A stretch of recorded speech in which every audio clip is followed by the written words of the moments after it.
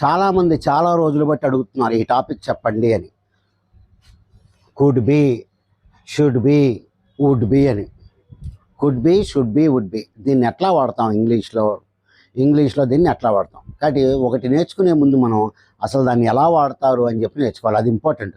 ఊరికే కుడ్డు పెట్టి రాసేయడం కాదు, రాస్తే ఎలాంటి మీనింగ్స్ వస్తాయి దాని నుంచి అనేది మనం నేర్చుకోవాలి. ఇక్కడ ఎట్లాంటి మీనింగ్స్ వస్తాయి, could be, should be, would be కనుక వాడితే మనకి సెంటెన్సెస్లో ఎట్లాంటి మీనింగ్స్ వస్తాయి అని చెప్పి మనం నేర్చుకోవాలి.